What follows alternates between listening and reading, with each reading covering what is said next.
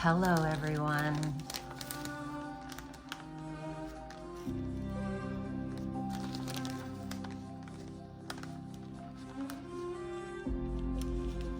Last night when I was falling asleep, I had this lucid image of a page in my journal, my collage journal. And it was simple and it was pretty. And so I thought today, I'm gonna recreate it. The thing that struck me about it symbolically was simplicity. I tend to do a lot of very complicated, layered,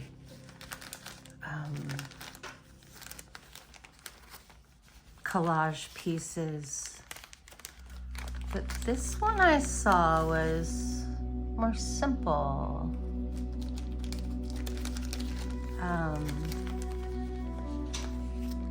I need to turn the volume on this music down just a little bit. It feels slightly too loud.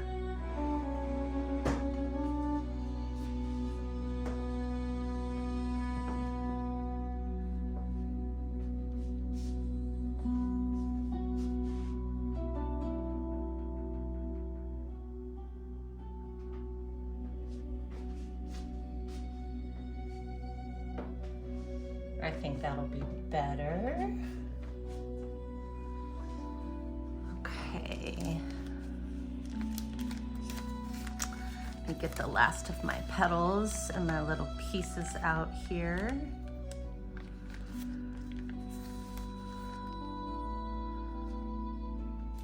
The other thing that came into my mind last night, so I see this finished page, and then I forgot that I had just these few little flowers left, and those were a part of the image. So I thought, that's interesting. Put a little bit of water in my paint cup here.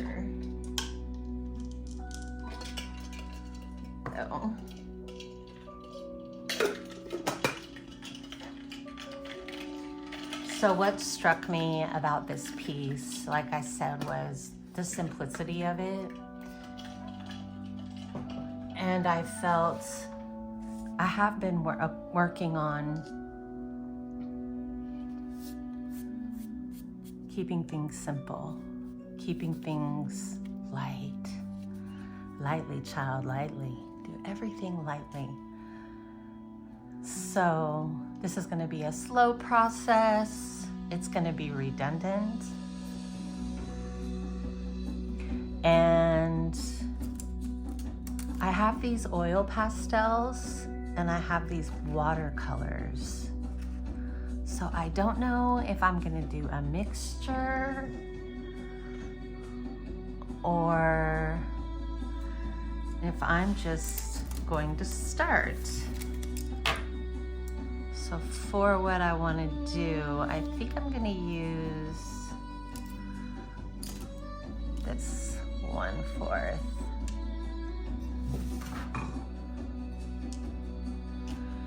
All right, let's see how this goes.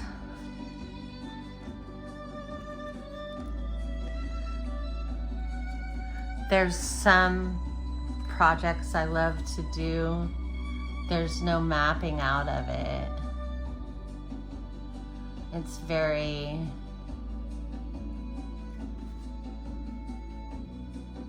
nothing pre-drawn. I really admire artists who freehand the most amazing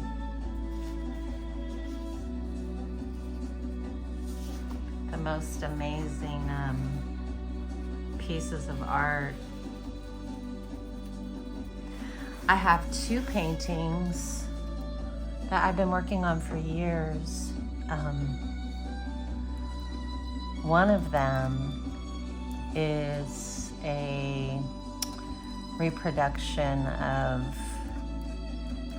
an NDE that I had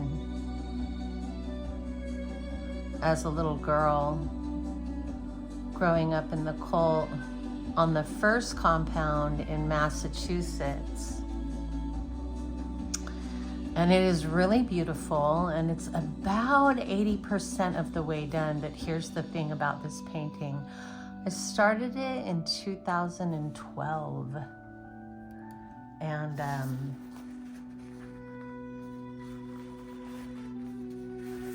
I got probably about 75% of the way finished, and I shut down toward it. And that was around 2016. And it's been actually calling me lately. Part of it is that there is a laborious element to it, because it involves a field of flowers.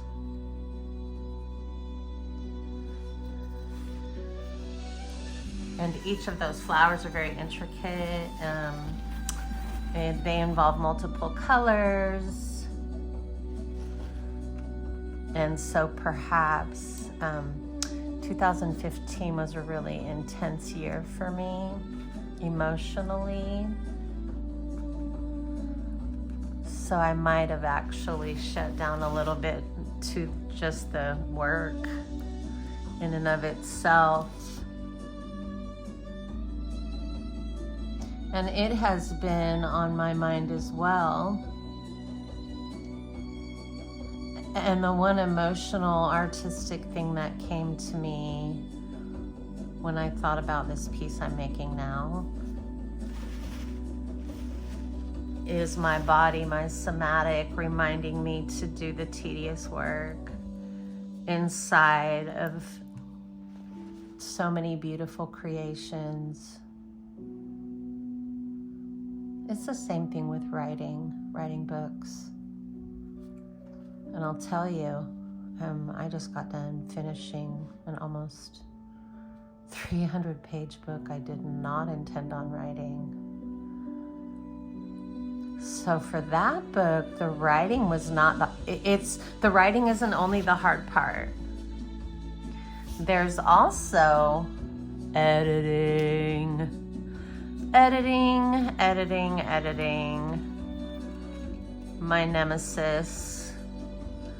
nemesis and my bestie all in one. Because it's such a necessary process. It's just like, it must be done.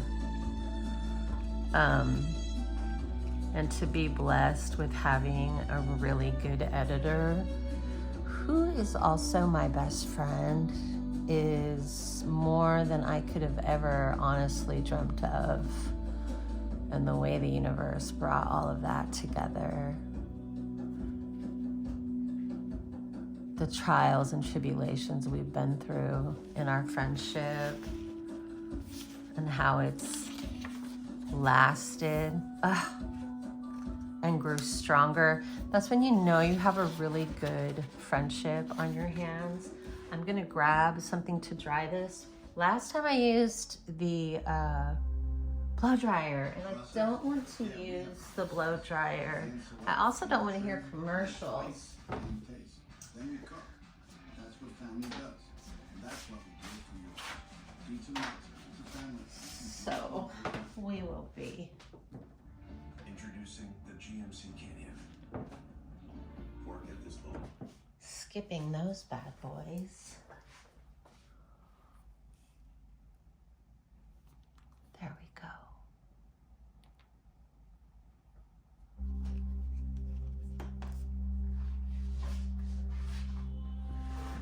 There's nothing like relaxing. And the violins are swelling. The music is beautiful. Your body is all nice and calm. And then you get hit by a Dodge Ford Ram.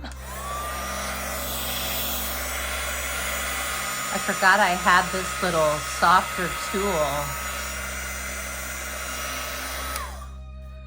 to dry with. Then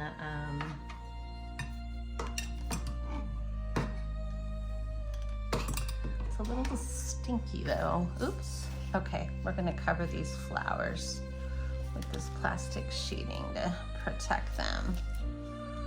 I'm very nervous about this section of this page because first, those are all the flowers I have. So if I fuck it up, well, I'll have to pivot. And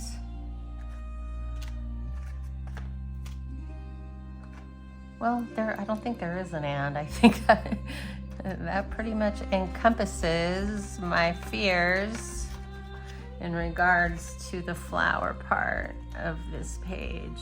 But I have faith in my own capabilities, and thus we shall proceed. We shall proceed. Hello, Zen. Hi. What you up to, girlfriend? What?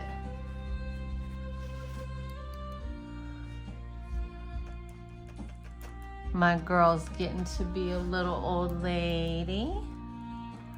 She's gonna be 16.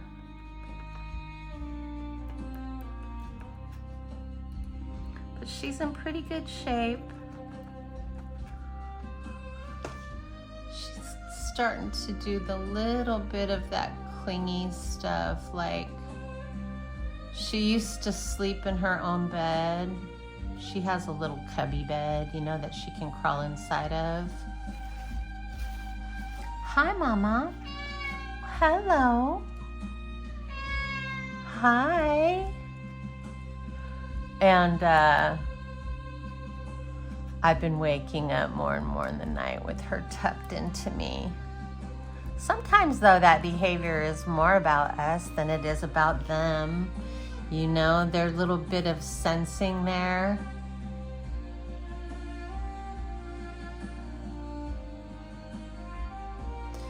And I'll always wonder, what kind of energies do cats protect us from in the night? Do they wake us when we're having difficult dreams? We cry out. We start to talk in our sleep. This is a very calming activity.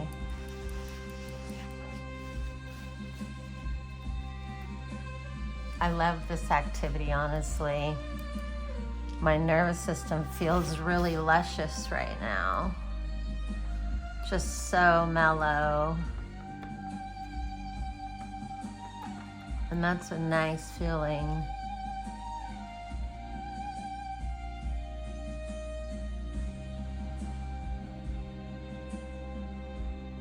Putting my nervous system first, really putting it first above everything.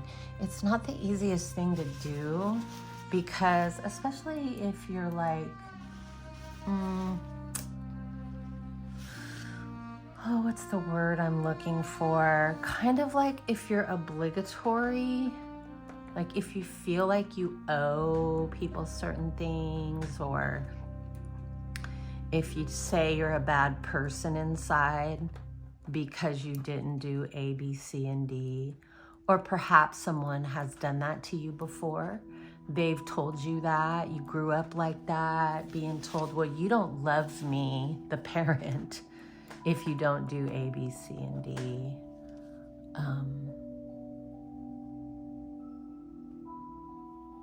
That can cause us to really fold ourselves in this like obligatory way.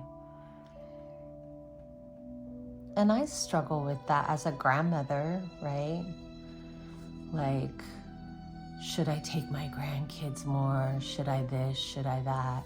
But I have to tell you, you can let that go if you're a grandparent, because honey, your grandkids are having fun. They have their own life. I learned that a lot of, now this is not going to be the most popular thing I say, and I'm only applying this to myself to stay away from the arenas of applying my processes to anybody else. But I found for me, there was a little bit of self-centeredness in the ideal that someone wouldn't have their own life if I wasn't constantly in it. I hope that makes sense. So as a grandmother, you learn to like allow that balance to happen, to allow the balance of your presence to happen. You know, you get a lot when they're little, and then they start to grow up and they like develop their own lives, their own friendships. Last weekend,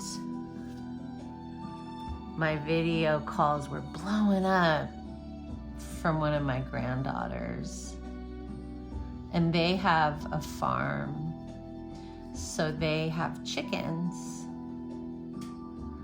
and my grandson, his chicken's name is Mother Clucker. Oh my goodness, they're so funny too. Let your kids be funny, y'all. Just let them have their own wild sense of humor. Anyways, a dog got a hold of Mother Clucker and took him out.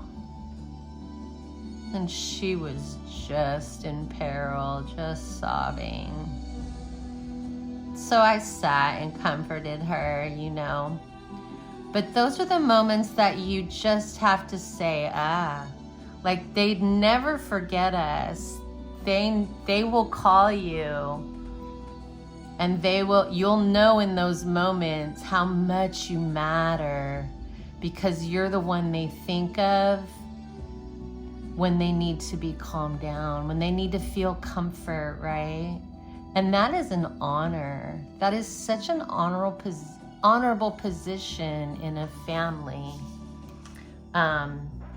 So changing the perspective of how you look at things too.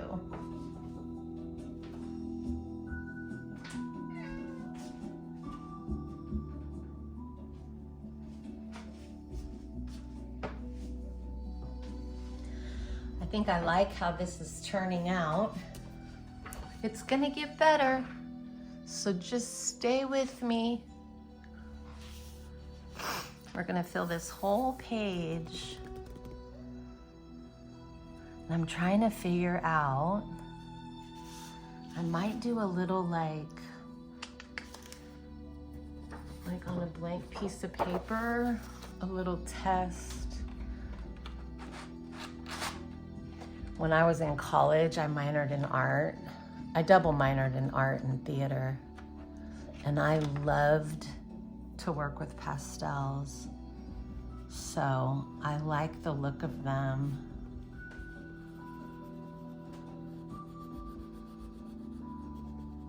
And I like the way you can blend them. Like you can kind of rub. I don't think these are the best. And I think, this is what I wanted to test. I think you can take a little bit. I could be wrong though, but I still wanted to test it. Yeah, it's gonna be, so maybe I'll just stick with my watercolors. Yeah. But I do like pastels. I like the way that they can be blended together. I have a story about a dope ass pastel painting I did in college. It was, oh shit, I want to grab my other device and look it up. It was the cover of Miles Davis's album, I think it's called The Bitch's Back. Anyways, I did it all in pastels and it turned out, it was so gorgeous. And I had it framed. And anyways, I had it, I graduated in 1994. And I, of course, if there's a fire, my art and shit, I'll grab my art. My devices, and my cat. The rest is all replaceable. Oh, and my hard drives. Gotta get them hard drives. Anyways, I was living in Slidell, Louisiana. Slidell, baby. Slidell, Louisiana. And working in New Orleans in the shipping industry. I lived there for about a year. And I had got an offer for a job in Reno, Nevada at this MBOCC. I loved the import-export business. And I took that job. And I'm packing up my house in Slidell. I lived in a little neighborhood. My sons call that house the mini mansion. Because back then, boy, could you rent a nice house for very low prices. And I had that painting leaning up against the U-Haul. No, it wasn't a U-Haul, it was a moving truck. I forgot. I hired movers. And this guy was walking down the street. And he goes, oh, shit, Miles Davis. And he yells out the album cover. And I was like, yeah. And so he walked over there and he's like, did you do this? And I was like, yeah, it was an old college project. And he goes, man, would you sell it? I said, I don't know, like, give me an offer. And he offered me a few $100s. And I said, it's a deal. And he went to the bank and he came back with cash. And I sold that painting. And I always wonder, like, what happened to it? Do they still have it? Did it get passed down? Gosh, that was 25 years ago. It's a cool moment, though. Part of what, like, made me want to sell it is his reaction was so visceral. And then he was, like, just talking about it and how that album had, like, certain influences on his life as a kid. He was older than me. I would have been in my early 30s at the time. And that's interesting. I never really thought about this till right now, but that's the only piece of art I ever did solely in pastels. Huh. See if we can add a little bit of dark to this and make it a little bit more gray.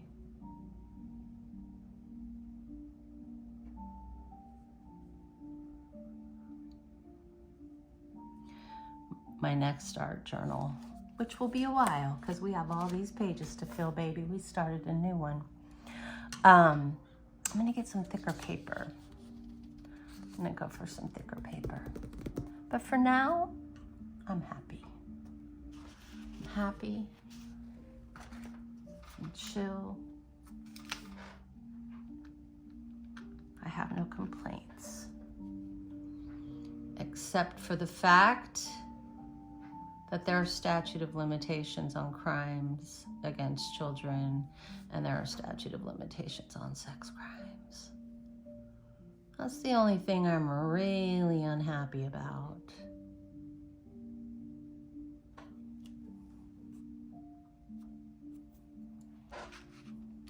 We have to do something about that, y'all.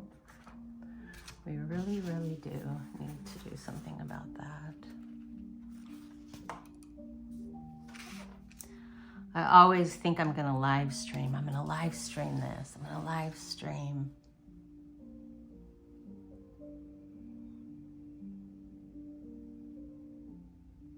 And I think I might start doing some art live streams on Substack because I can stream.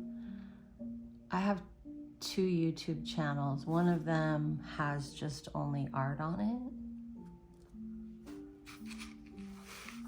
it. And I can stream. I don't know if you follow my Substack, but I have one art Substack called Paper Paint Blood.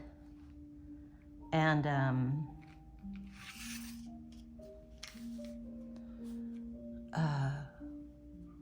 so I'd be able to live stream straight from my Substack. And here's one thing I love about this, guys. If you're looking to expand yourself a little bit, if you do your live stream for your paid subscribers only, I believe they have to go to Substack and sign up for your subscription to gain access even to your YouTube video. Kind of how Patreon does it. I have a feeling Patreon and Substack are gonna merge. I have nothing to go on that except for just a feeling that they're gonna maybe come together at some point, which wouldn't be a bad thing. I wouldn't complain about that. I want to start kind of mixing up colors. At first I was into like a palette, but now I want to like add some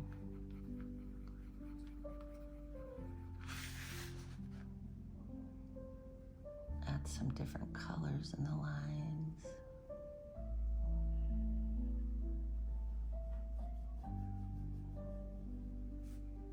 The part that comes after this of what I saw in my mind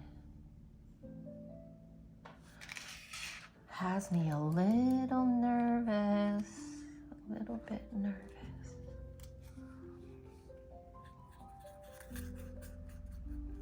But then not really. I mean, there's a part of me, I think the nervousness is that I want to get it right. I want to see how close I can come. So that challenged part of my brain, like, can I come close to what I see? Right now I am.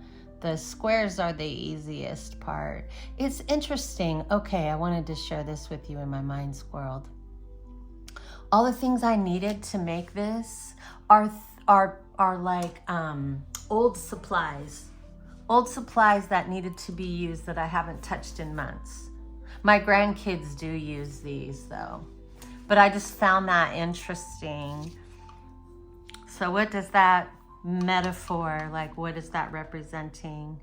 Wrap up the old shit, like just be done with it.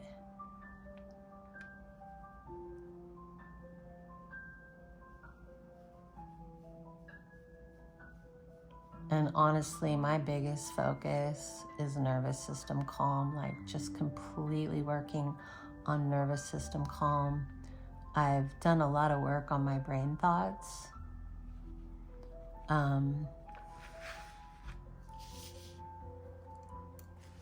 Like I don't have much negative self-talk. I'm pretty fucking proud of where I'm at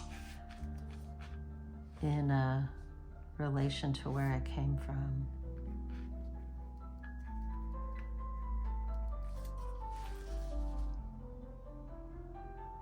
So now, this process of moving forward, of following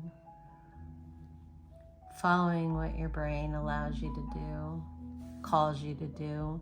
That's another thing too, like, I don't ignore my body. I knew when I saw this that my body, my body releases in a lot of different ways. Sometimes it's art, most of the times it's writing. But I noticed that some processes have to be done through art. So as I'm doing this piece, knowing why my nervous system is like, hey, start creating, like really, you know, focus in, because this is self-care. I don't do art. Like I do have an art store of pieces that I think are beautiful. I had a series of, an abstract series of rain dancers, these women dancing in the rain. And I got contacted.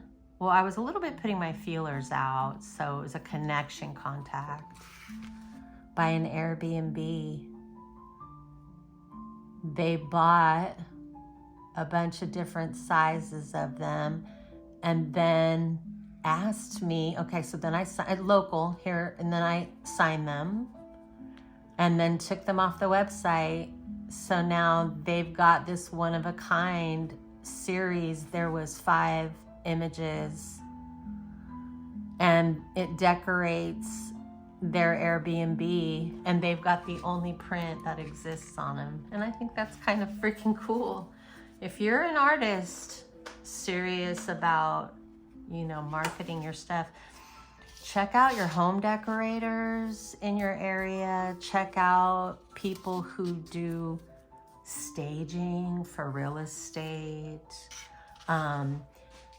You can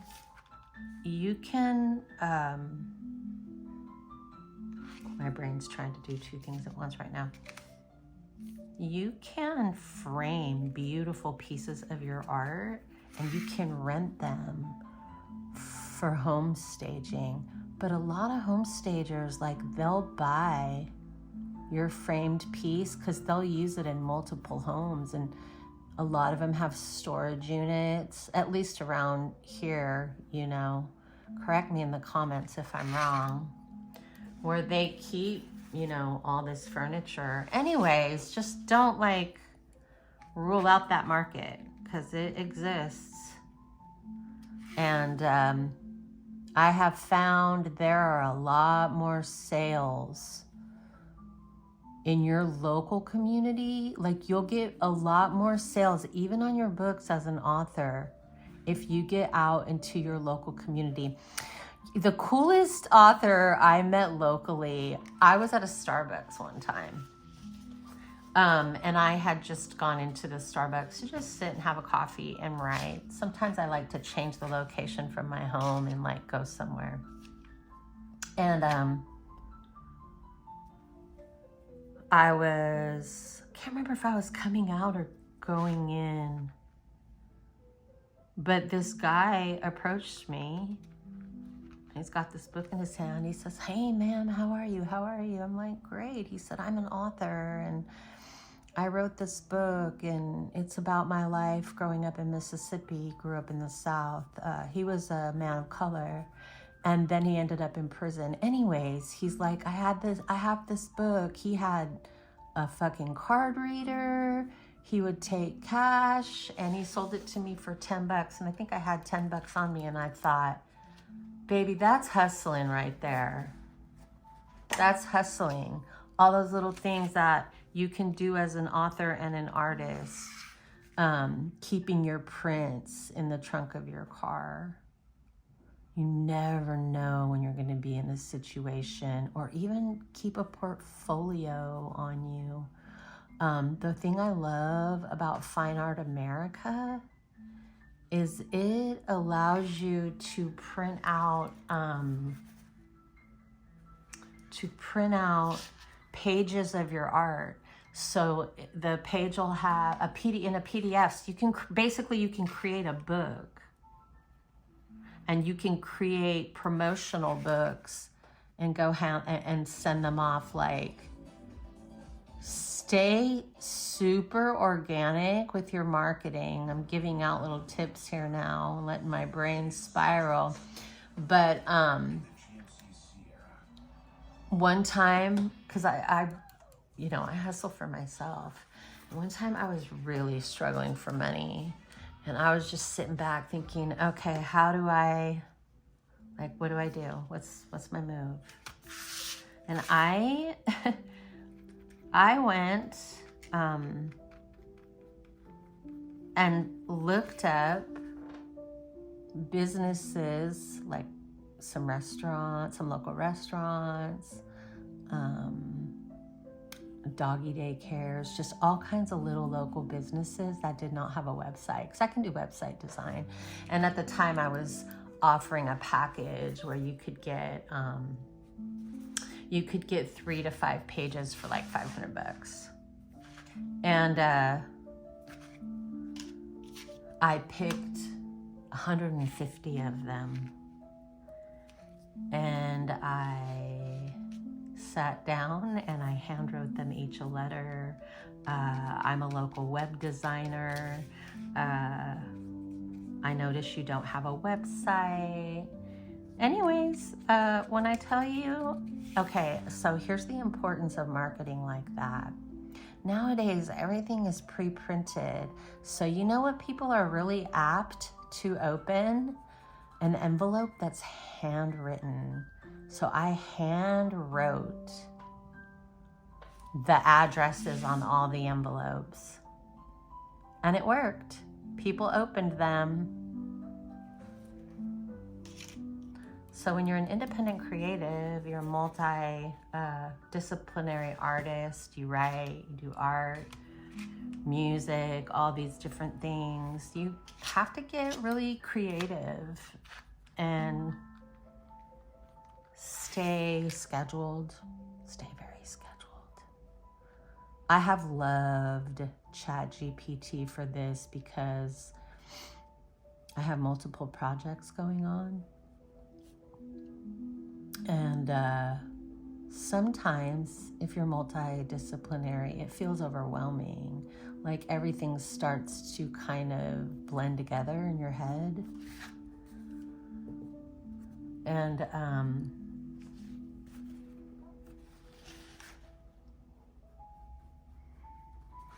anyways, so it's real heavy for me right now. I have a lot of tasks on my plate. And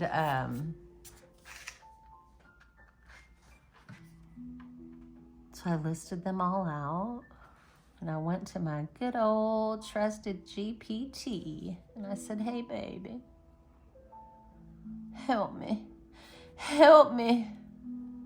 My schedule is too heavy.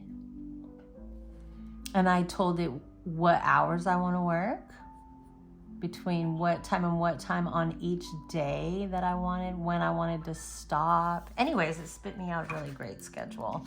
And I've been sticking to that loosely.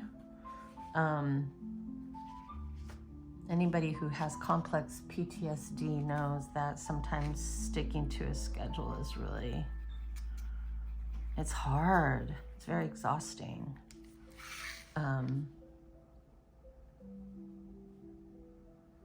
So the nice thing about like working mobile, working for yourself, creating for yourself, is dictating your schedule and being able to do that from an angle of how you're feeling. All right, you sit and gaze at these beautiful colors and listen to music, and I'll be right back.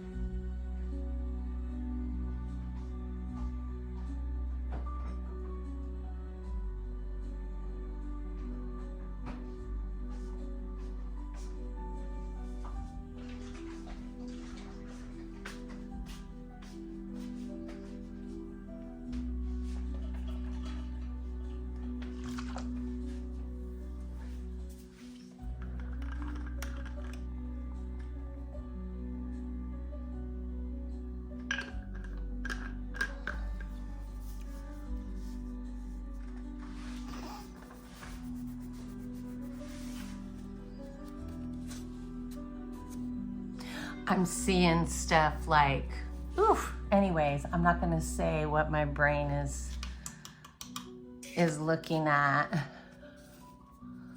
because I want it to be a surprise. It's gonna be a surprise.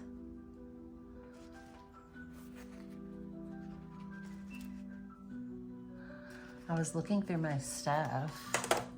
I found this cool book of stickers. Look at these stickers.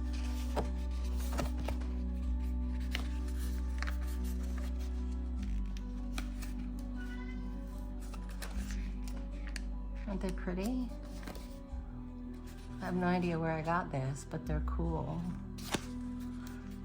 And they're a lot easier to peel than the other ones. Look at all the little... So because I have this flower theme, I thought, I didn't know. Anyways, as I was going through stuff, it stood out to me. But I don't know if it matches this theme, because this theme is very colorful and these are muted.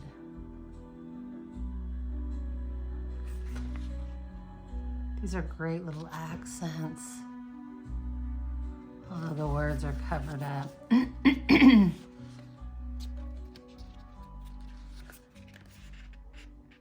Really pretty. Look back and smile on perils past. Oof. Live as if you were to die tomorrow. Listen as if you were to live forever. This is a great look at all these little doodads. This is a great little book. I can see myself using this in a future page. Okay, back to the squares we go.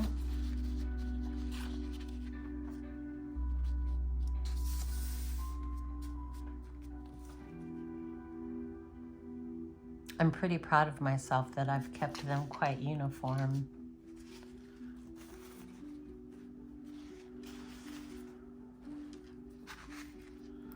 Let's see.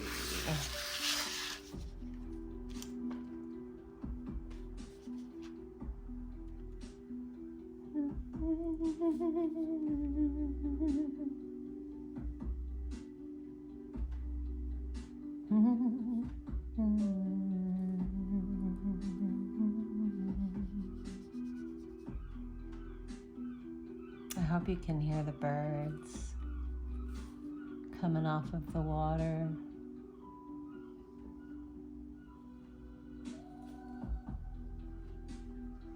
Oh, I love this piece of music.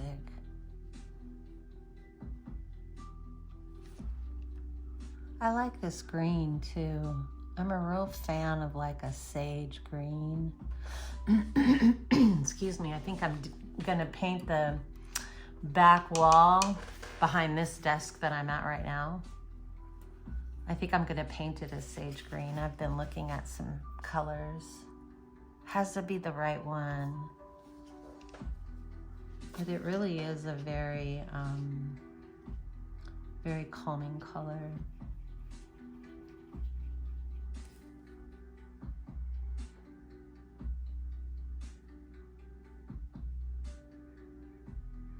The best therapist office I ever was in, with the best therapist, might I say, was very minimalistic, and it was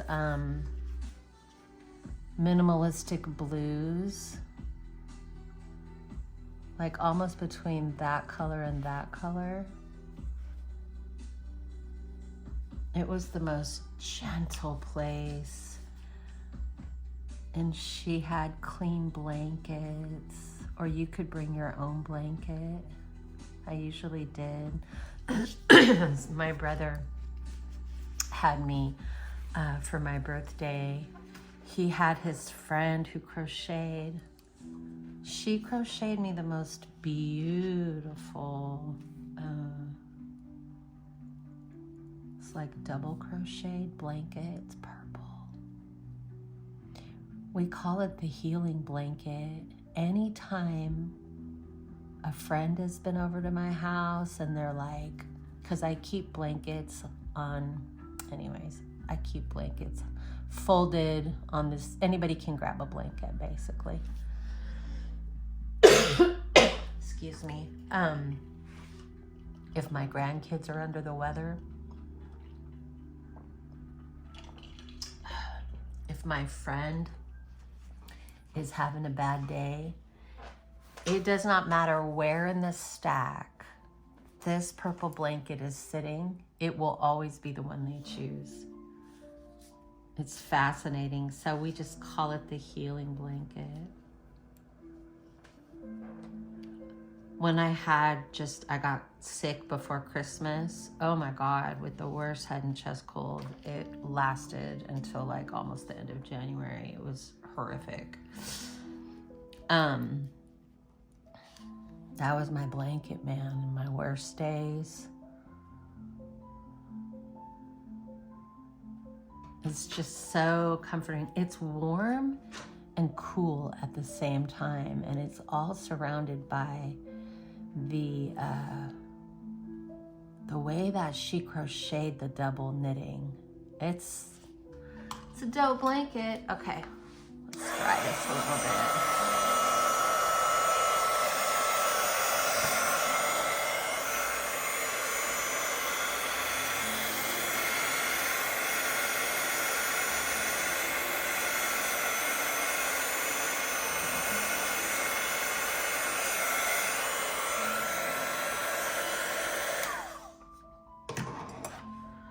Ooh, wait till you see what I'm gonna do to this page.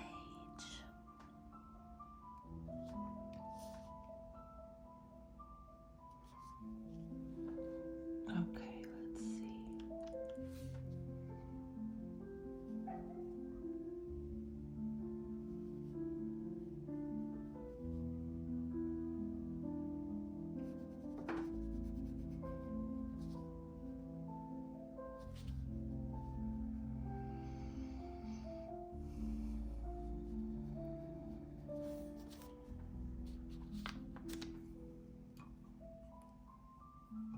Remembering to breathe, unclench my jaw.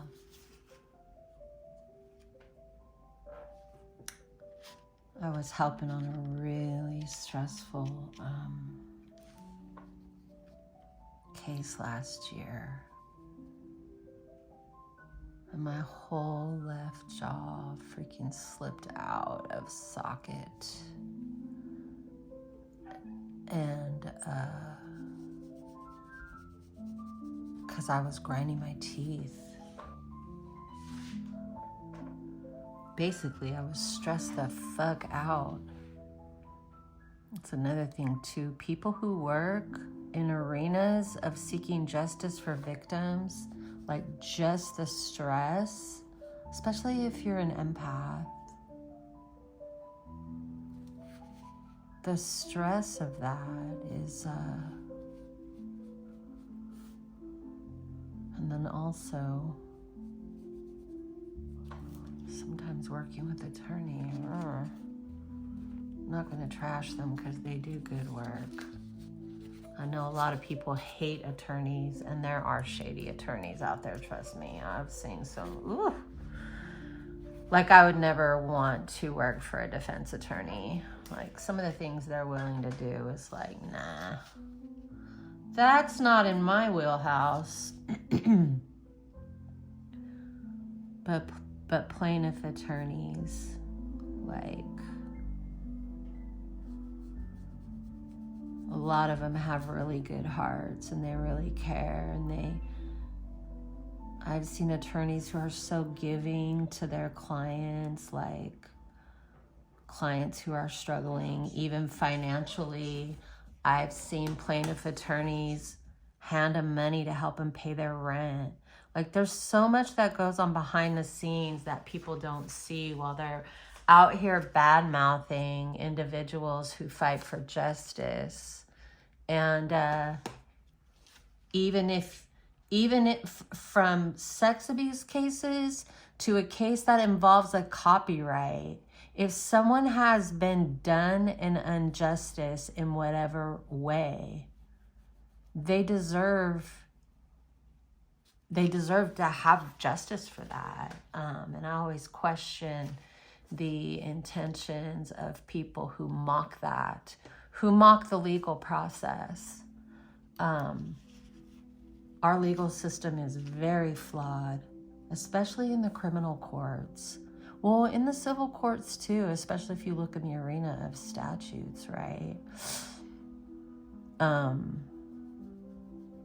It's broken in a lot of ways, but it's not unfixable. It's fixable. It's just about looking at organizations like RAIN and literally just asking, what can I do? Is there anything I can do? Honestly, I think the biggest thing people can do is keep it in the conversation. Of course, appropriately. But like, here's an example. Say you know a certain bill is on the table. Find out who the senator is that is representing that bill. Right? If there's a bill on the table, say to abolish state, like if you're looking at your state and you're like, who are the senators in my state that are working to abolish? Well, first you want to check and see, does your state have statutes? And if it does, find out who's working to abolish those and then vote for them. Or contact their office and say, what can I do to help? Like, I see that this is a cause that you're working on. Or find the attorneys that are doing that. It's those little things, and I think that's the hard work. It's easier to sit online, sit in a group, sit in a space and discuss what ifs and what if that, and, you know, fall down conspiratorial rabbit holes all day. You know, I think there's a lot of avoidance in that behavior because there's other work that could be being done. And I get avoidance, trust me, I get that shit. I avoid in different ways. So I understand it, but that is not a way I would avoid. And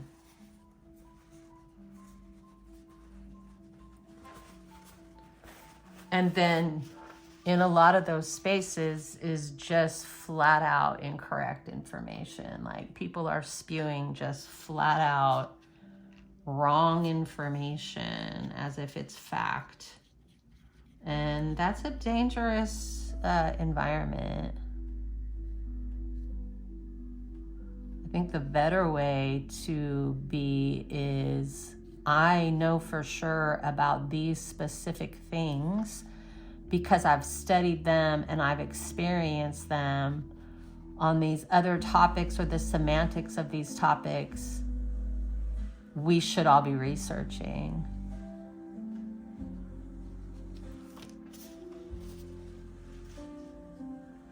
But researchers have to also, I see a lot of bias in researchers. They let their opinions slip in far too much. A researcher, I don't know, when I'm researching, I'm looking for fact and fact only, and my opinion doesn't matter. My opinion about discovery on a case, like in the court of law, does not matter. It is absolutely inconsequential. So doing legal research, you're just searching specifically for facts. I think that's lacking in a lot of these younger researchers. They bring a lot of bias with them. You have to be able to set your bias aside and be really super objective.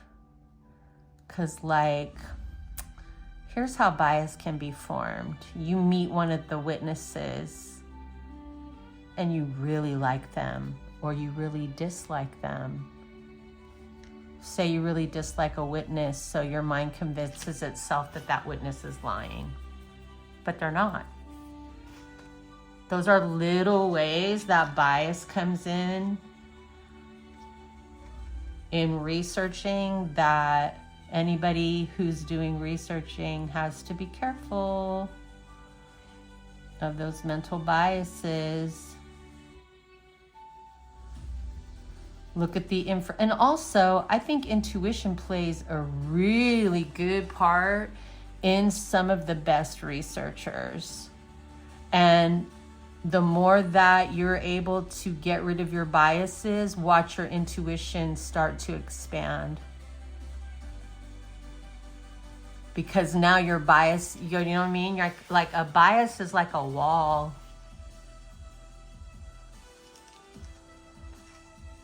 And then defining too, like don't let people box you into a bias if that's not what it is. Here's an example of that. I'm not biased against pedophiles. I understand that pedophiles are dangerous individuals. So that's not a bias. A bias would be like, I'm not religious, so I'm not going to listen to this UFO story from this religious person. We could take Chris Bledsoe as an example. You know, I can separate the fact that he faith healed a child and that's a really bad behavior from looking at what's going on with his experiences. So that's the way I think that the best researchers move. They look at it all. And then they look for the patterns inside of that. Their patterns of grifting. And sometimes when someone said something about Bledsoe that stood out to me in that, you know, you also have to look about who that person is connected with, because they could be also under heavy influence. And as someone who grew up in a cult, I understand. Influence is very interesting because it's multi-layered. It works on the brain in many different ways. You can literally convince yourself of something out of a deep need to fit into the group. So in the beginning, your brain will, this is how the cult was in the brain. In the beginning, the brain is like the intuition is there and it's going, But what's fighting with that is maybe low self-esteem and a deep need to belong. And so that goes to war with the critical thinking. And then you pile on that, all the love bombing that's happening with the group toward you. That's a lot for the brain to handle. That's a lot for anybody to withstand on their own. Even the brightest person's gonna be like confucked in their brain with all of that going on. That's why a lot of us are loners and we don't talk to a lot of people, because people have agendas and they play games. And you just, the more you see it, the more you find yourself retreating a little bit from society, not to not be in it, but into a more observatory position. But it's so easy to get sucked in. I've been sucked in time and time and time again. My personal issue, my bias was that I had this insane belief that I could help people. Like, I can help them. I can help her figure this out. I can help him become better. Wow, that's almost a damn fucking perfect rectangle. Kind of proud of that blue rectangle. But that shit is a bunch of hogwash. It's a bunch of hogwash.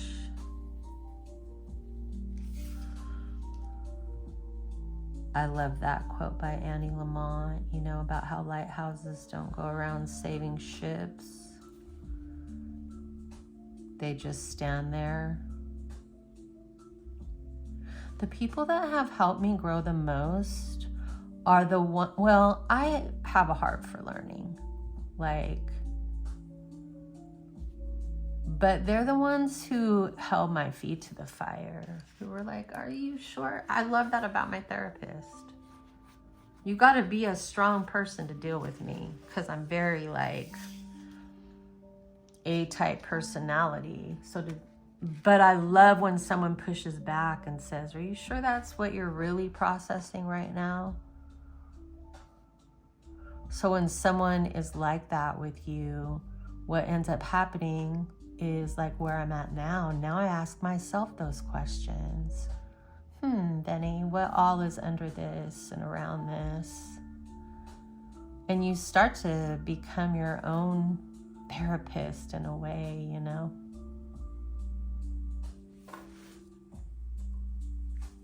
I love this, you guys. It's almost better than what my mind saw. My mind saw like bigger squares, but when I came to do it today, my nervous system is calling for smaller squares. So that means I'm being called to slow it down. And I'm okay with that.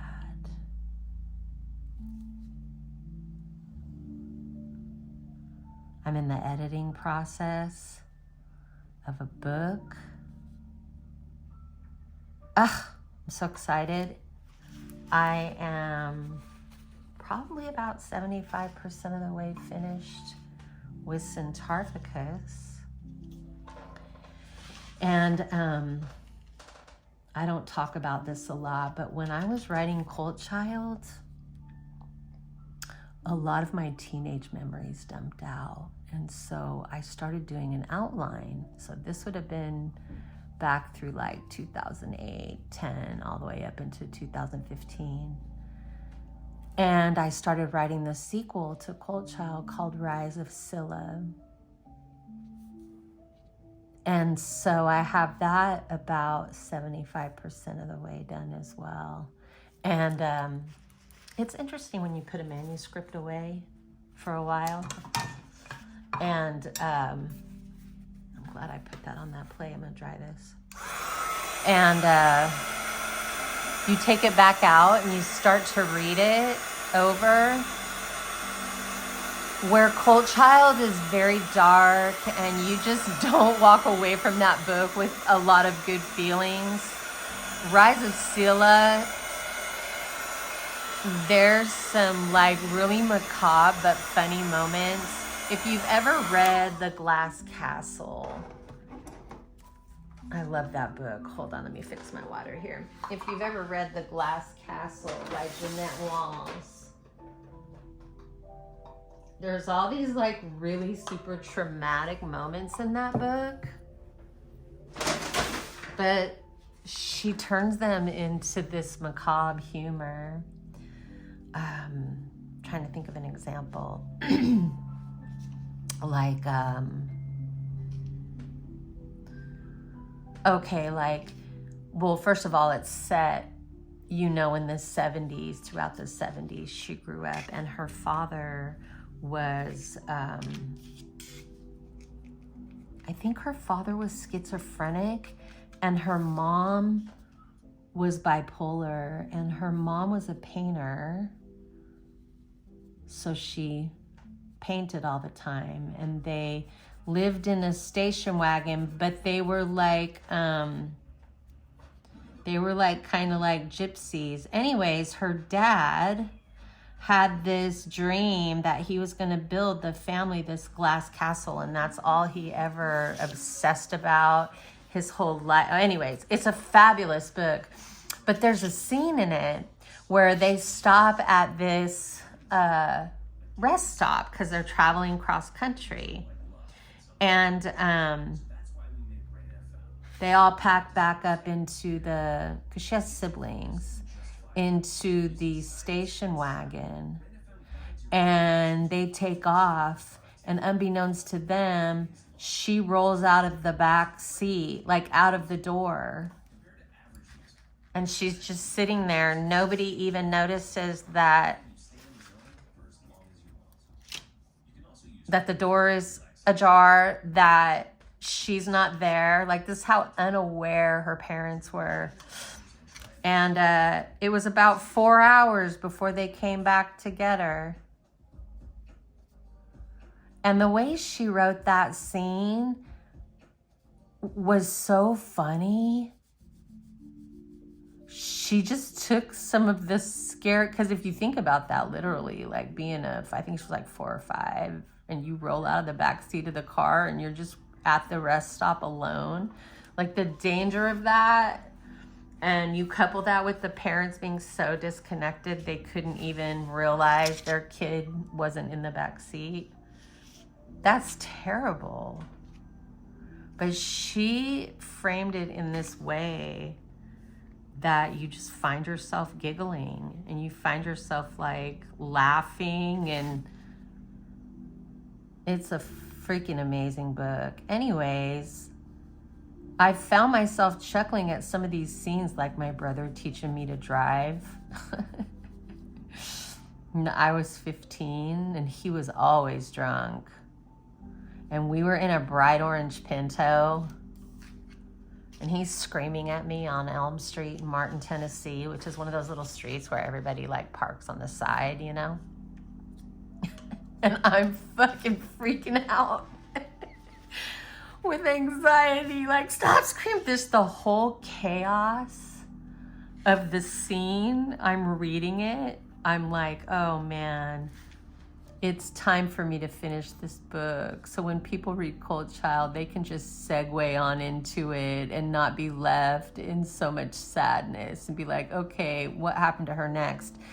And it explores a lot of like, I went through a lot, guys. There's a lot of shit I haven't told yet. You'll be real surprised how this book is gonna end. Benny's about to get real vulnerable. Real vulnerable. Oh, you thought I was already vulnerable? Baby, you ain't seen nothing yet. Okay. Now that I have all these done, gotta dry them. And then moving on to the next step of what I saw in this little lucid vision of mine last. I love this page though. Very cool, eh?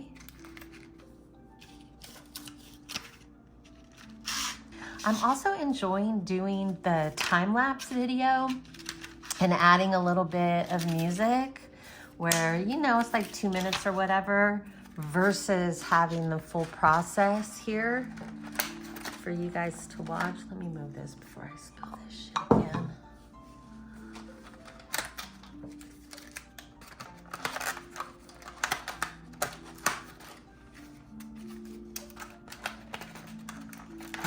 Okay.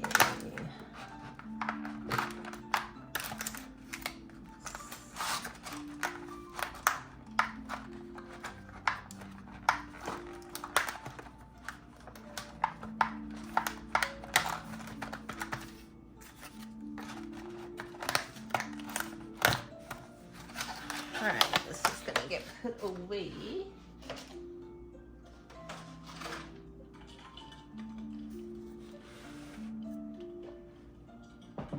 All right, let me dry this a little bit.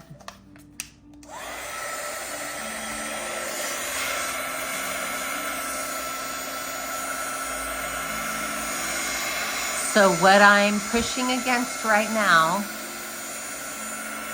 is, and I believe that this is the purpose that my nervous system and my mind and my imagination gave me this challenge, is that, well, I'll show you what I mean. Let me turn the page here.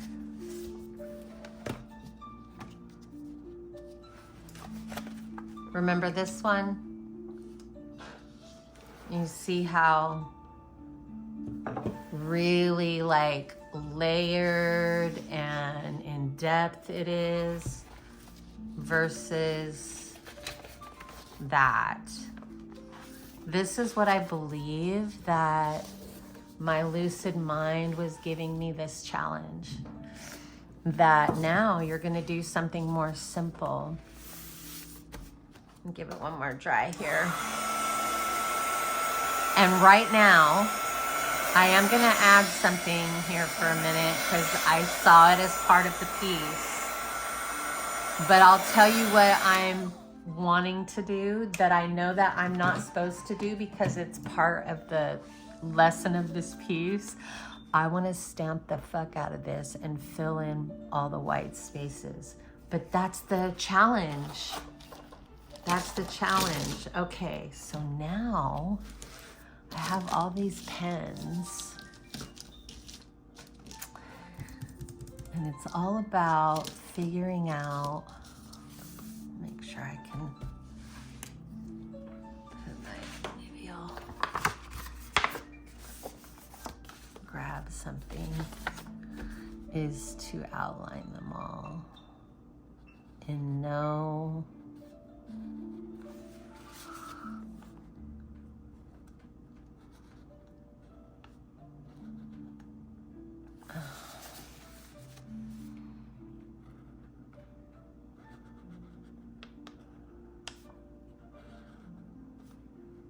and again, I have to say, my brain right now wants to add shit. Like I'm thinking, oh, what if we added words in here? And what if we did this? And what, okay? So this is me scaling back, because I am hyper neurodivergent.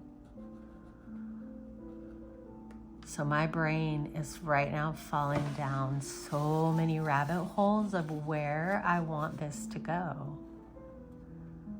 And my nervous system is saying no. Follow the original piece.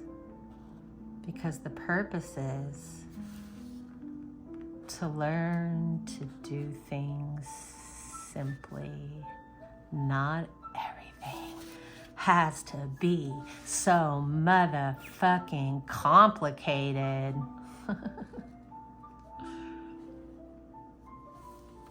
Keep it slow. Keep it light.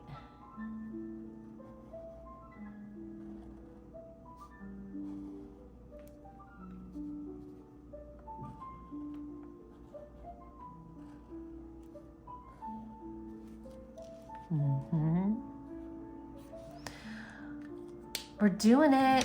I'm doing it. I'm wondering if this yellow will show up on the black. No. I used to have a white, but I don't. Well, the black might have to just stay where it is.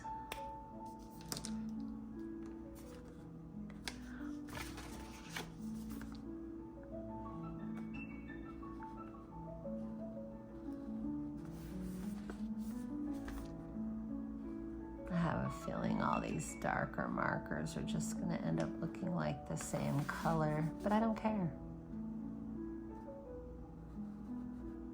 This is the practice of stillness.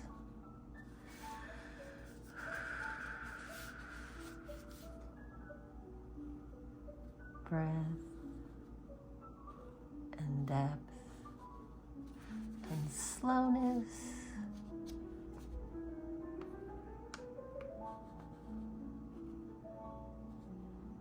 Resisting the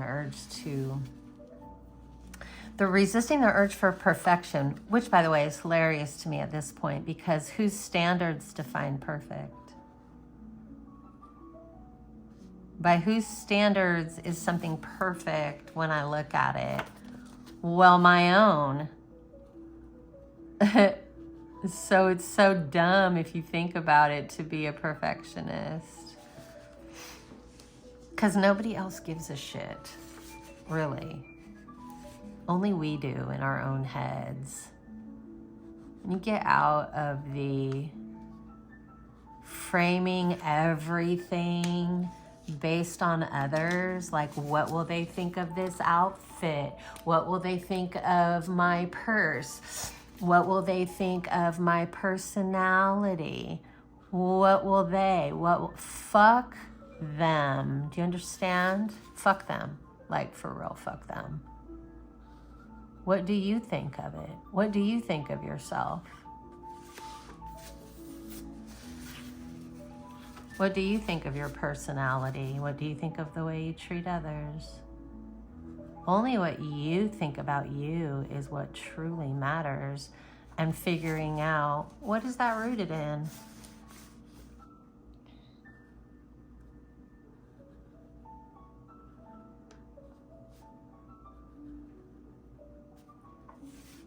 I think I mentioned this in my last live, where I've been doing work on attachment styles.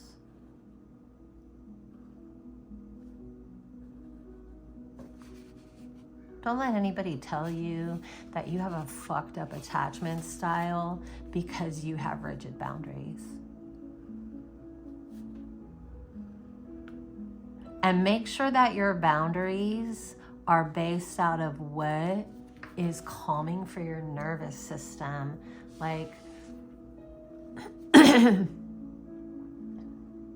like boundaries are based out of what the need is for the self-care. How long can you do the thing? What can you be available? What's realistic about what kind of support can you give others? All of those things. And people are going to judge the shit out of you. You're going to get called selfish. You're going to get called lazy. You're going to get called this and that and crazy and blah, blah, blah. Who cares? Who cares? What matters is that you're happy and you're healthy. And what follows that, I'll tell you. I'm speaking from an offline, not online perspective. Although this has happened online as well, but people around you in your life, two things are going to happen. Either you're going to start seeing growth in them because they are inadvertently inspired by your soft growth, or they're going to fall away. And one of my biggest errors was when someone started falling away, trying to get them to change so that they would stay. Let them go. And sometimes you have to realize when you have to let someone go. I think those are the hardest goodbyes. The absolute hardest goodbyes are the ones when we know we have to let someone go for the sake of our own mental health. And maybe that person isn't totally like a terrible person. Maybe they're just in a place in their own life that isn't conducive to growth or to you feeling calm around them or in their presence or talking to them.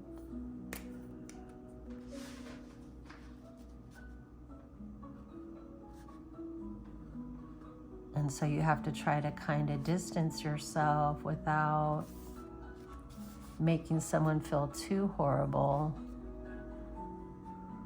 But I tend to speak my mind. That's what I prefer people do with me. Instead of bullshit me, manipulate me with conversation and shit.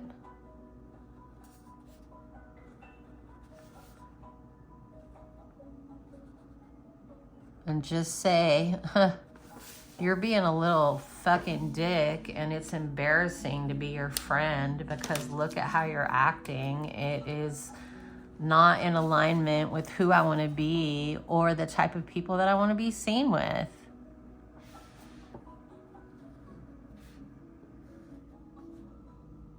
They're either going to say, you know what, you're right. I can do better than what I'm doing.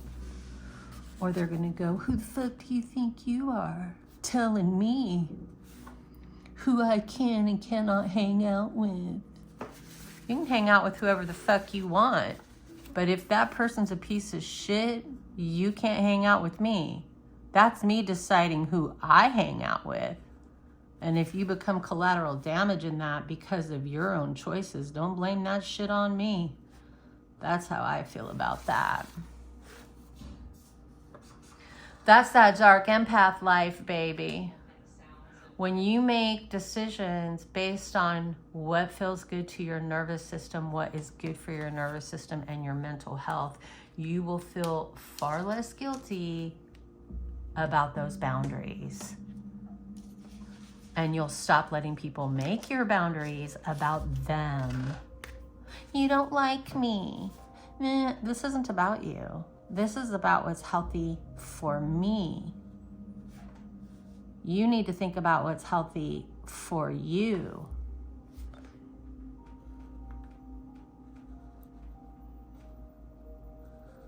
And I like to be around healthier people because they inspire me. I like to be around smart people because I learn. And I don't like to sit and debate. I think it's useless. I think it's stupid. I think that time is better spent making art. Making art, self-development, develop yourself, read books, write articles, start a Substack.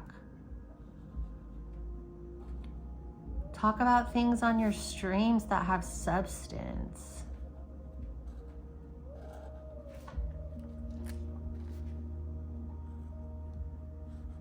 When you block out all these little mini cults, you realize how small they actually are. They're so tiny. Like nobody's paying attention to them except the people in their sphere.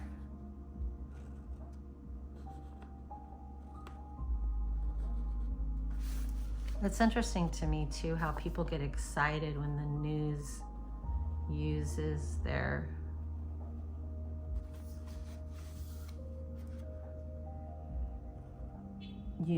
stuff.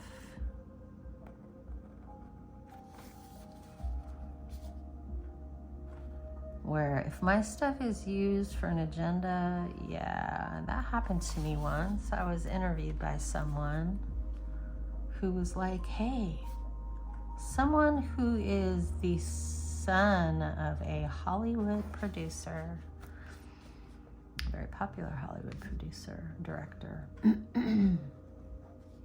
He came at me, he's like, hey, I want to interview you about your cult experience, yada, yada, yada.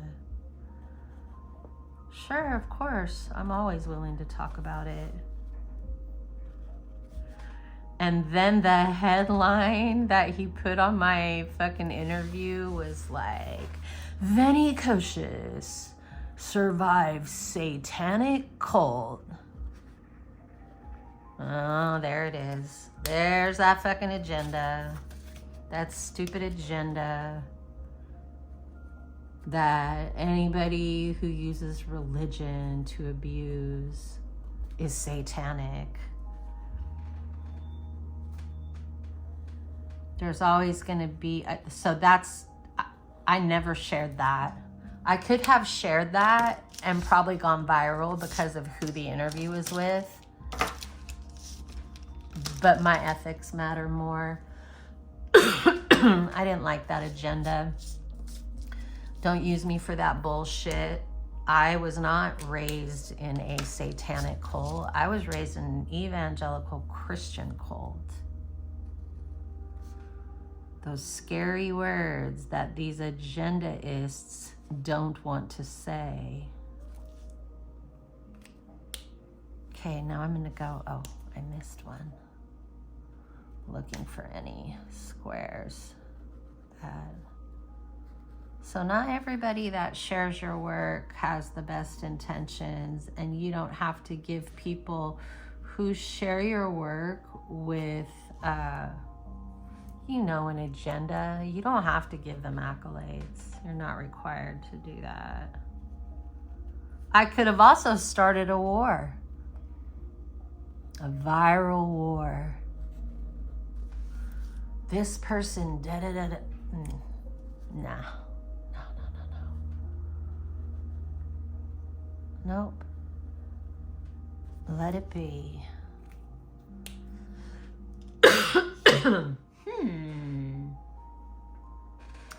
I'm just surveying and making sure that I outlined every block. Okay, this part of what I saw is prettier. And now I have to move on to the next stage. And I'm really scared. So I'm gonna take a pause for a minute. Put up my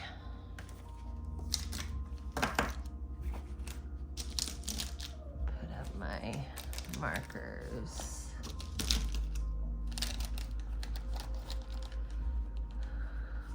Right now my brain wants to like fill in the white spots. I want to do so much I want to do to it. Which will have me sitting here 5 hours instead of 3. Okay, guys. Now we have to go on to the next stage, which involves that shit. It also involves me tearing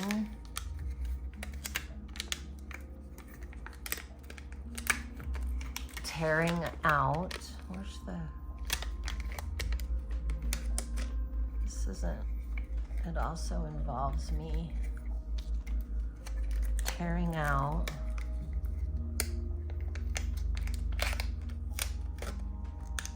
part of this page. Are we ready for this? I'm gonna be so sad if it fucks up, but I'm just gonna go for it. Okay, I have to measure this off. Oh, it's not gonna be too bad. It's not gonna get it all. Okay, here we go.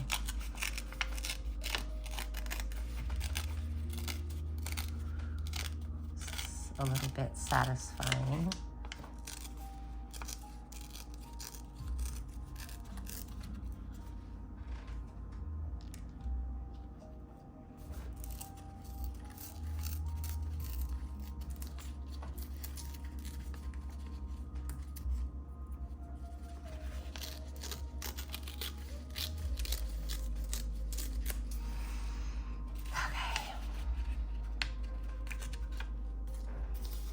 And then, oh,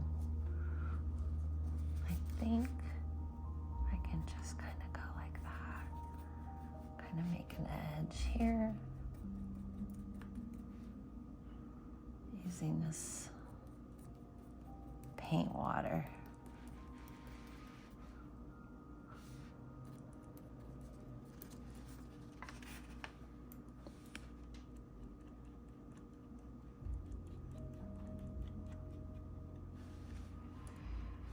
Are you wondering what I'm about to do next?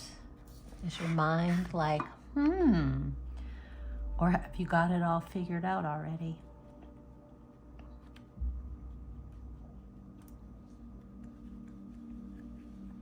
Okay, let's try this.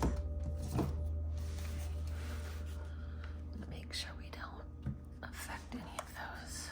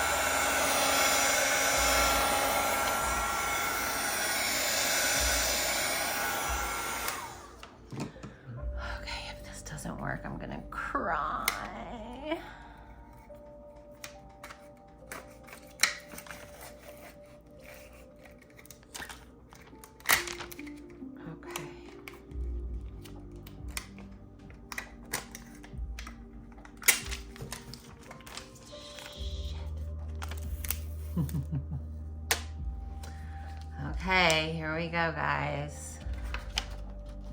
Okay. I'm hoping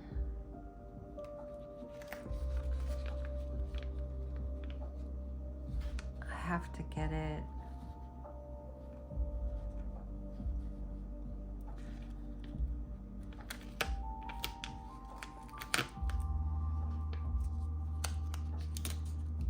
Okay.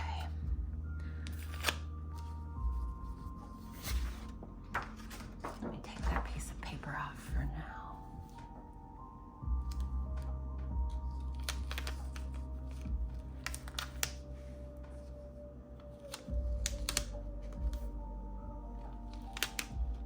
Shit.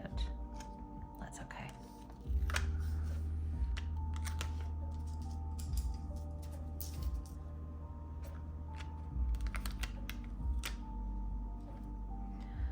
Okay.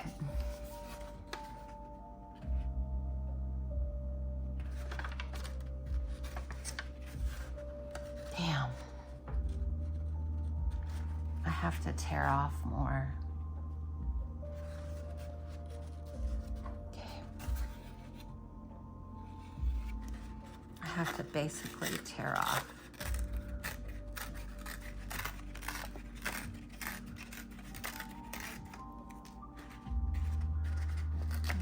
Tear off a little bit more.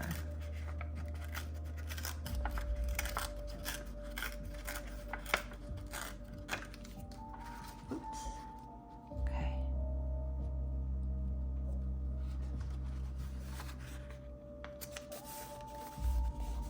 Boom shakalaka. Okay. Now.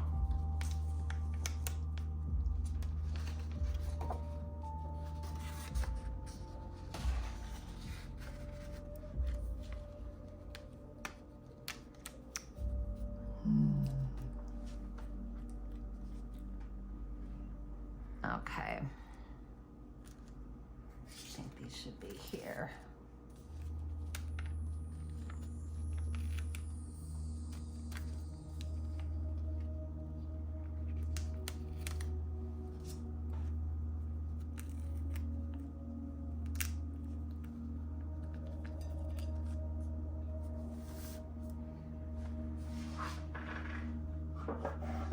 I have perfect faith in this vision of mine.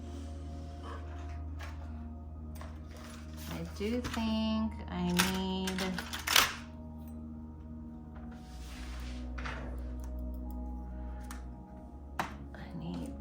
these.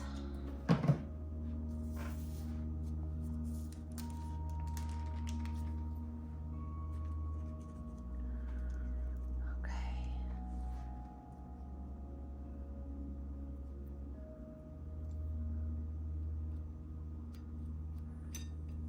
This is going to be beautiful. I think I'm going to do the edges. I do want to get these edges on here. I think I want to do a little brighter edge real quick.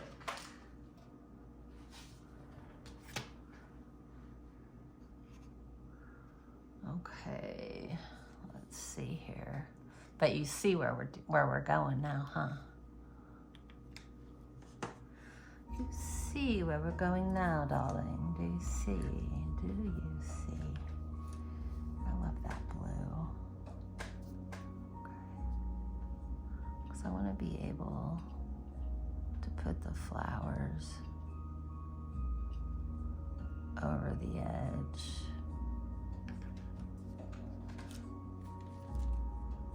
Move these for a second.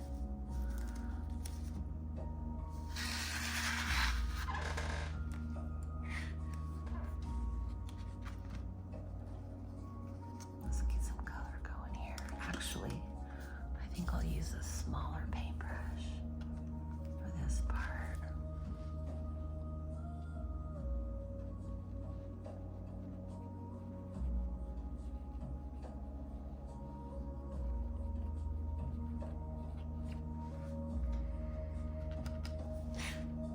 This is still a little bit more complex. I mean, the flash I got of the piece. It's so interesting because yesterday I'm a nester. Some of you who do art might relate. Like, before I'm about to make something, I just find myself kind of nesting. Like, I'll pull out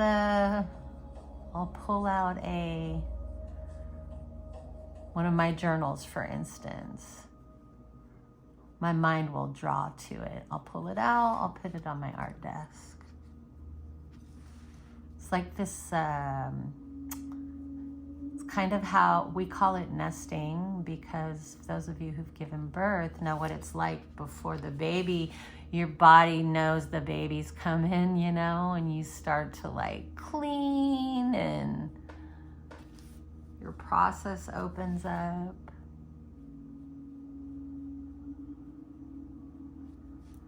This is actually prettier than the other color. I'm glad that I redid this.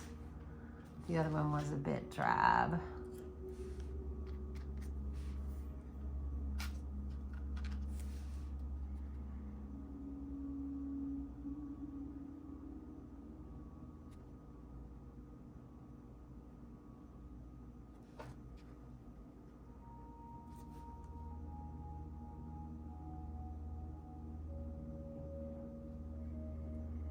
Any small movements you do with your hands like this, even if your hands are shaking, sometimes my hands will shake, like my nervous system's a little fired up, you know? These types, the more you do this types of stuff, the more you learn to like steady your hand.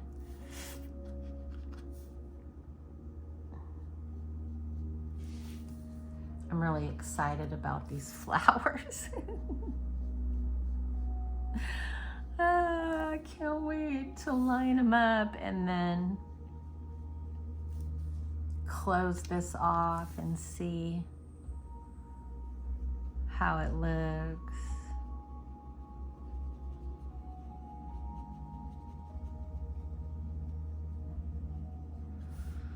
And can I resist the urge to leave the page alone?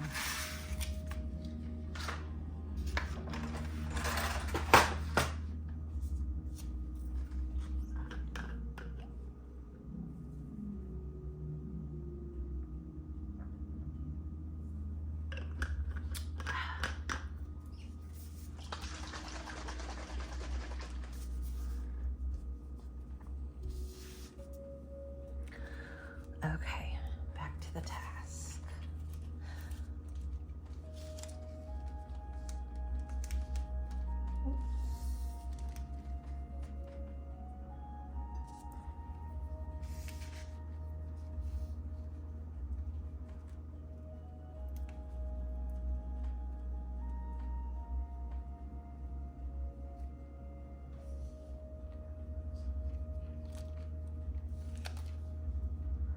These are so delicate.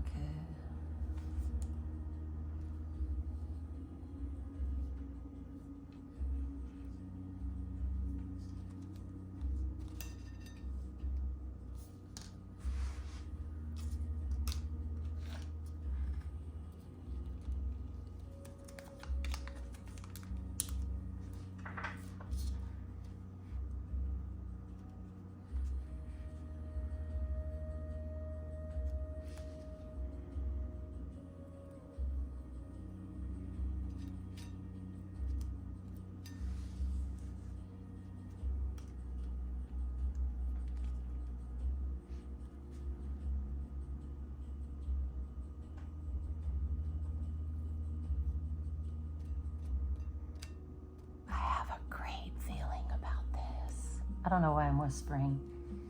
I think I started to do ASMR. Now we're gonna put the flowers on. Very delicately.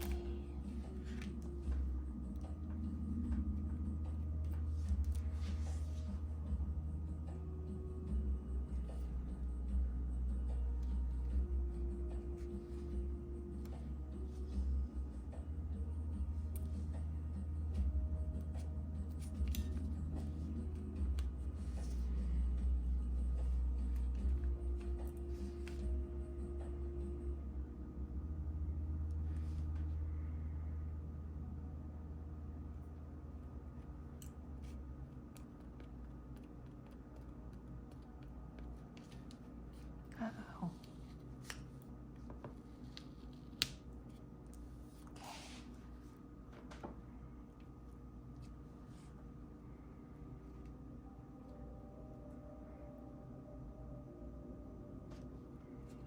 Again, I'm doing this really kind of intricate fingering work.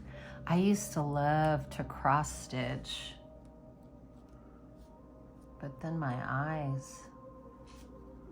eyesight was like, counting these.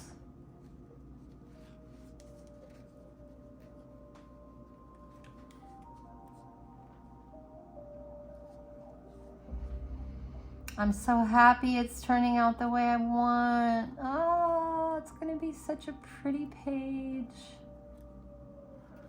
Oh, come on.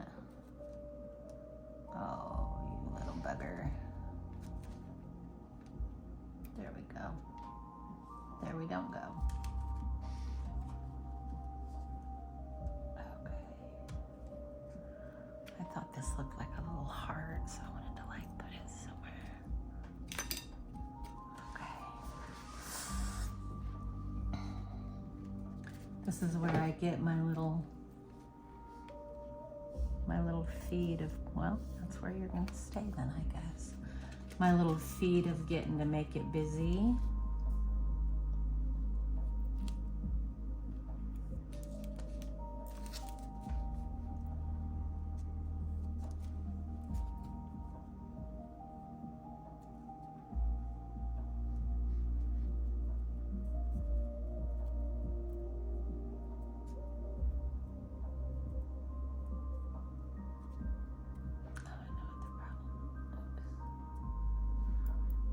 This isn't good. I think that's not the right.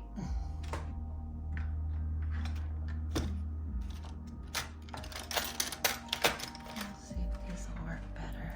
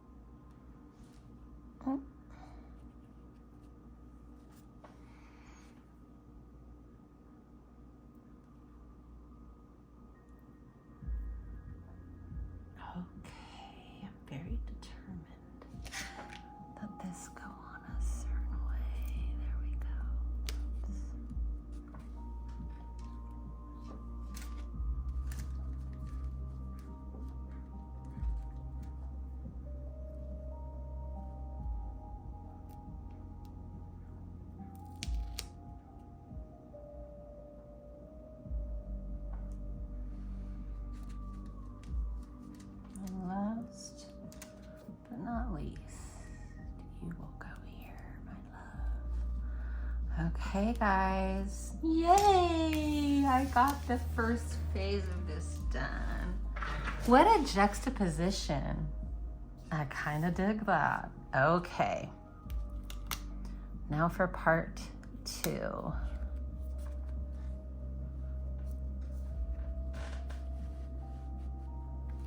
Okay.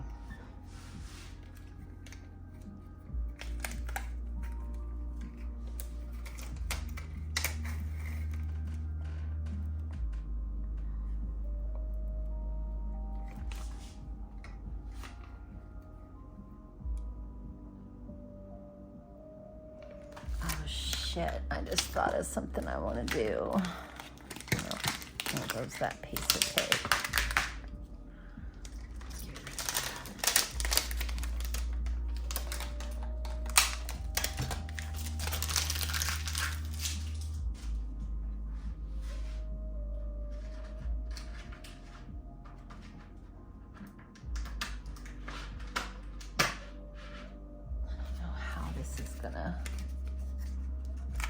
If it'll even work.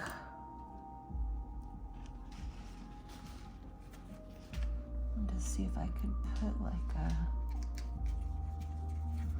like any kind of wash in there like that.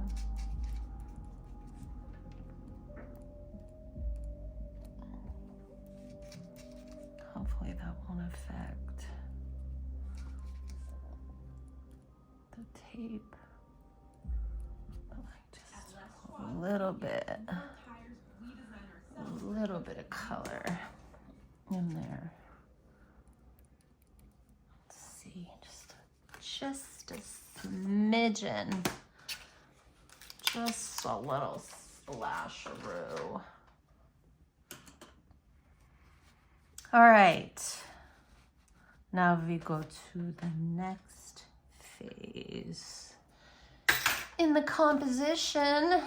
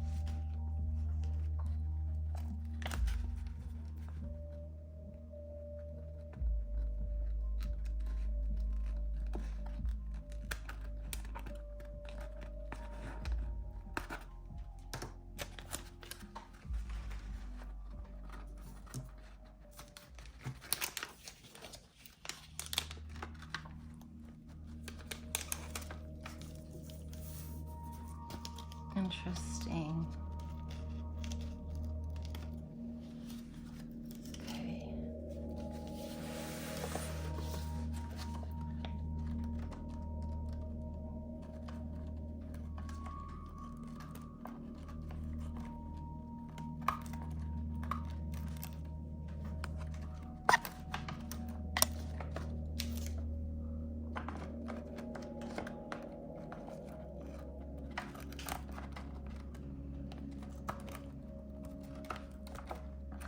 Hard to see. Turn it upside down here. There we go.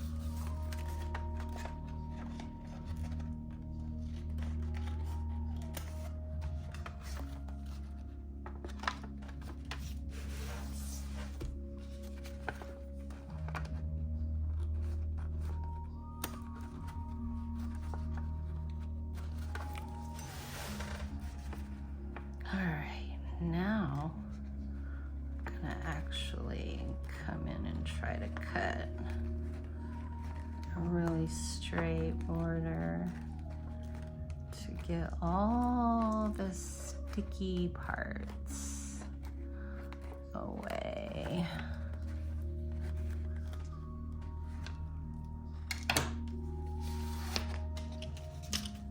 And there's the page. That's it. That's what I saw last night as I was falling asleep.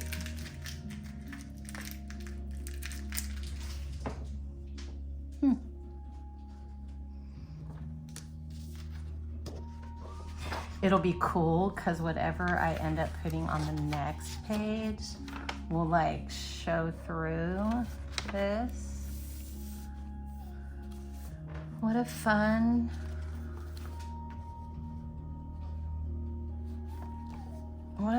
little project. I really enjoyed that. I'm gonna have fun this year filling this up. I can't wait to see when it's all finished.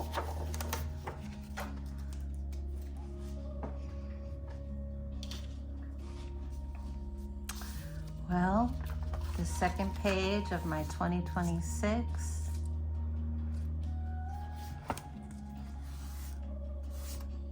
The cover gets done last.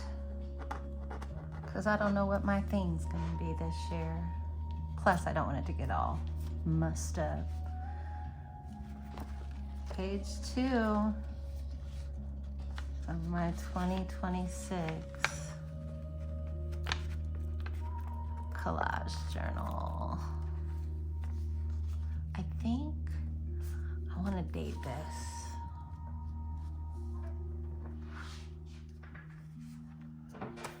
I would call this page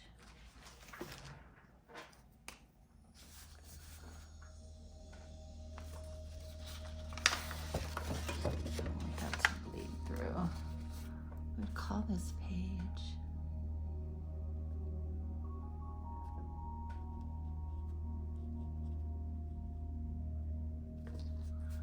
Simplicity.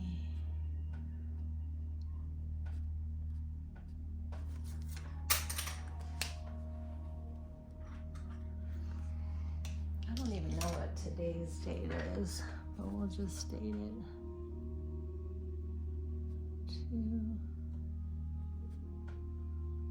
2026. This is the theme of my year. Keep it soft, keep it slow, and keep it simple.